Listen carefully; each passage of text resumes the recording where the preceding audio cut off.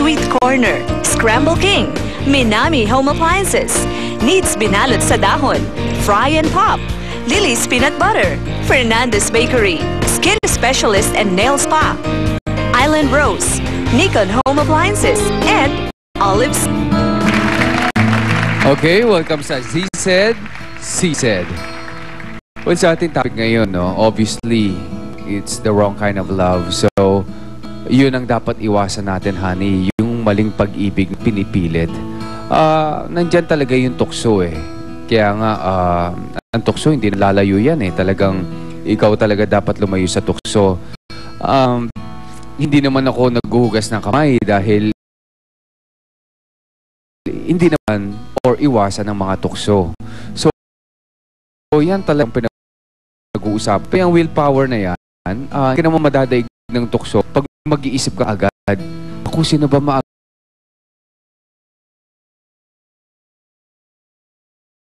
maagrabyado? Tapos you will snap back to reality at marirealize mong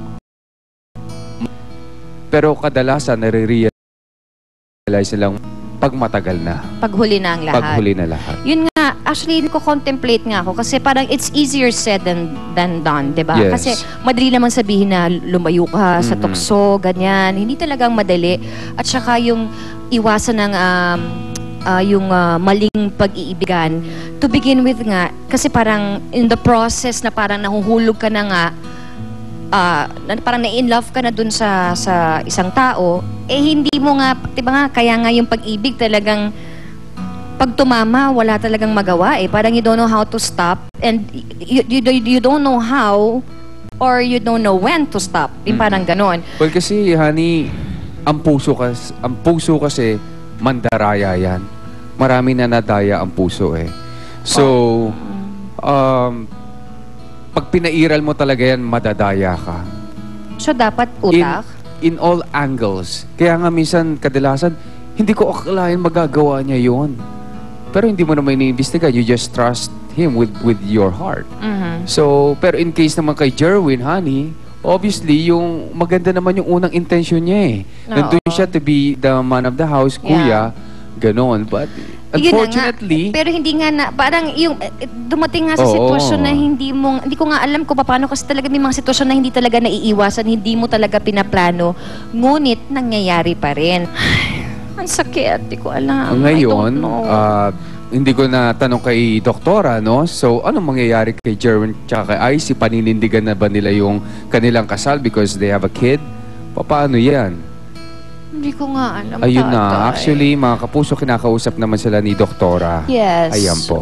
But I'm happy because... at least yung magkapatid, nagkaayusan na, natutuwa ako na nanggaling talaga kay Ellie din yung hahanap na sa kanyang kapatid kahit na siya na yung nasaktan, siya na yung inagrabyado. But of course, we are all hoping na in the future, mapatawad na rin ni Emily si Jerwin. Ayan. Alright. Okay. So sa ating mga sponsors, F&H, thank you very much. Alright. Ako, thank you so much, Ensembles, for my clothes. Thank you, Pinantonio of Salon de Manila for my hair care. Thank you, Jeff Robles for doing my makeup. John or Jess for doing my hair. Thank you also to SM Accessories for my accessories. Located po yan sa lahat po ng SM department stores. Ladies section. Cathy Valencia for my skincare. And of course, check out my website, www.munizshoes.com. This style is called Catherine.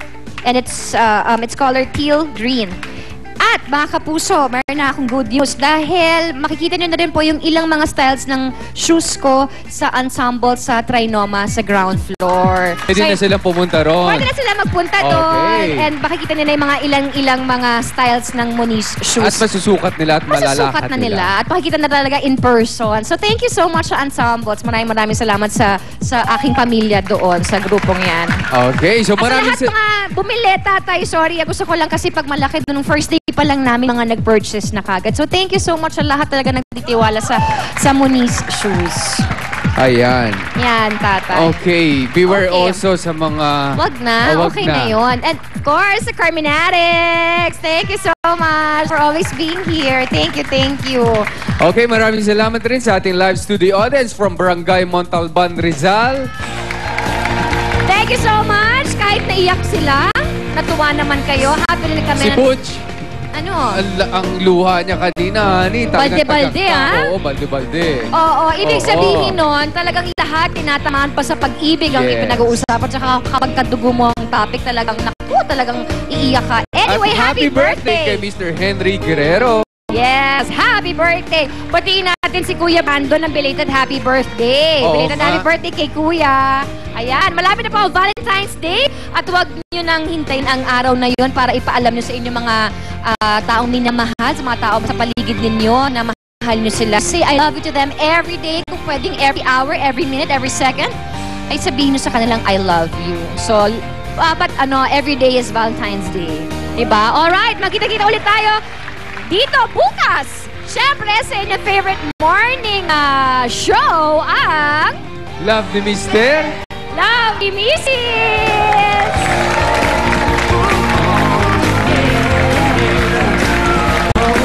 Na-enjoy mo ang chikahan with our favorite showbiz